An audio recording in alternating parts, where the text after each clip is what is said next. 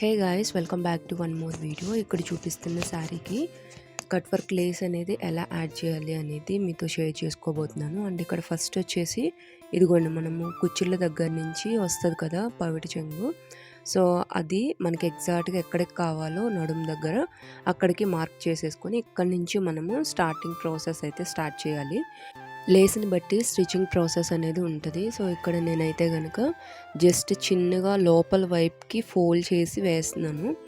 ఇంకోండి ఇలా కార్నర్ రావాలన్నమాట మనకి. మీరు డైరెక్ట్గా పెట్టేశారనుకోండి ఫుల్గా, అది అటు సైడ్ కూడా ఫోల్డ్ పడిపోతూ ఉంటుంది అనమాట. సో మనకి ఏంటంటే ఆ ఫోల్డ్ అనేది పడకుండా నీట్గా చిన్నగా ఫోల్డ్ చేసుకొని పైన లేస్ పెట్టుకొని స్టిచ్ చేసుకోవాలి. నార్మల్గా దాని మీద వేసేసుకున్న బాగానే ఉంటుంది, కానీ కొంచెం వేలాడుతున్నట్టు అట్లా అనిపిస్తుంది అనమాట. సో ఇలా ఫోల్డ్ చేయడం వల్ల ఏంటంటే కొంచెం స్టిఫ్గా ఉంటుంది, లేస్ కూడా దాని మీద నిలబడుతుంది అనమాట. చూస్తున్నారు కదా. సో ఇదే విధంగా తీసేసుకొని స్టిచ్ చేసేస్తున్నాను.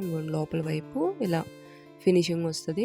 అండ్ నేనైతే ఇక్కడ స్ట్రైట్ స్టిచ్ పెట్టుకోలేదన్నమాట. నార్మల్గా మనం స్టిచ్చింగ్ వేసుకుంటాం కదా, ఆ స్టిచ్ పెట్టకుండా నేను ఉషా అల్యూర్ జనం డ్యూయల్ ఎక్స్ అనమాట. నాది ఎలక్ట్రిక్ మిషన్ కాబట్టి నాకు ఇందులో జిగ్జాగ్ స్టిచ్ కూడా వచ్చేస్తుంది. సో జిగ్జాగ్ స్టిచ్ పెట్టేశాను, ఎందుకంటే 2 times స్టిచెస్ వేయడానికి కుదరదు అనమాట.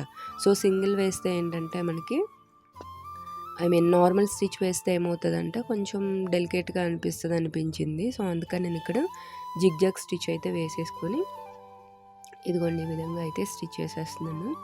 నార్మల్గా ఈ లేస్ వచ్చేసి నాకు కంప్లీట్గా శారీకి వచ్చేసింది అనమాట. కొంచెం కూడా ఎడ్జ్లో ఏం మిగలలేదు. శారీకి లాస్ట్ కుర్చీల కింద ఉంటుంది కదా, అక్కడి నుంచి మనకి లోపల కట్టు చెంగులోకి వరకు కూడా మొత్తం వచ్చేసింది.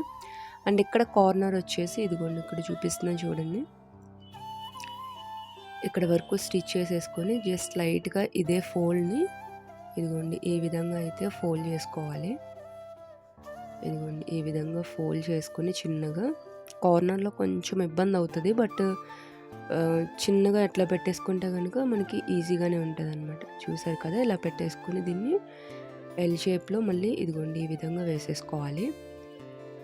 ఫస్ట్ అయితే ఇదిగోండి ఇక్కడికి ఫస్ట్ ఒక స్టిచ్ వేసేసుకొని ఇక్కడ వరకు ఆపేసి నీడిల్ అనేది లోపలే ఉంచండి, లేస్ లోపలే. పైకి తీసేసారనుకోండి మళ్ళీ సారీ అటు ఇటు కదులుతుంది కదా, స్టిచ్ సరిగ్గా రాదు. నీడిల్ అనేది అలాగే ఉంచి జస్ట్ పాదం వరకు మాత్రం లిఫ్ట్ చేసి ఇదిగోండి ఇలా పెట్టేసి మళ్ళీ దీన్ని ఇటువైపు టర్న్ చేసుకొని దాని మీద నుంచి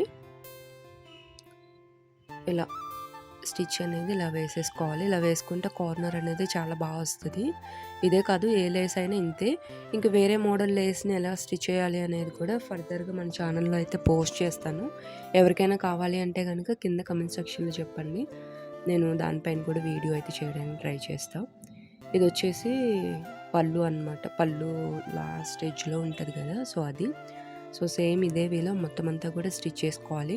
యాక్చువల్లీ సారీ వచ్చేసి మమ్మీ బర్త్డేకి సర్ప్రైజ్ చేయడానికి అయితే నేను స్టిచ్ చేశాను. మమ్మీ కట్టుకున్న తర్వాత ఇది ఎలా ఉంది అనేది నాది ఇంకొక సెకండ్ ఛానల్ ఉంది, అందులో పోస్ట్ చేశాను. ఒకసారి ఎవరైనా ఇంట్రెస్ట్ ఉంటే కనుక చెక్అవుట్ చేయండి. అండ్ ఆ ఛానల్ లింక్ కూడా కింద డిస్క్రిప్షన్లో లింక్ ఇస్తాను. ఇంట్రెస్ట్ ఉన్న వాళ్ళు దాన్ని అయితే సబ్స్క్రైబ్ చేసుకోవడానికి ట్రై చేయండి. అండ్ ఇక్కడ కూడా మొత్తం కార్నర్ సేమ్ ఇందాక ఎలా అయితే వేసుకున్నామో అలాగే వేసేసుకొని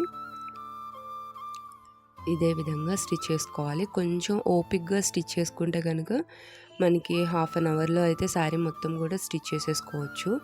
నాకైతే 1/2 అవర్ అలా పట్టింది. అండ్ ఫైనల్ లుక్ అయితే ఇలా ఉందన్నమాట. చూస్తున్నారు కదా, వేసేసిన తర్వాత ఇది ఇలా ఉంది. యాక్చువల్లీ నేను ఏంటంటే సెల్ఫ్ కలర్ తీసుకున్నాను, లైట్ గ్రీన్ కలర్ కదా శారీ. అన్నీ గోల్డ్ అనేది బార్డర్స్ వస్తాయి కాబట్టి ఆ బార్డర్ మీద గోల్డ్ వేస్తే ఇంకా ఆడ్గా అనిపిస్తుంది. సో అందుకని వీడియో నచ్చితే లైక్ చేయండి. మళ్ళీ వీడియోలో మళ్ళీ కలుద్దాం. అంతవరకు బాయ్ బాయ్.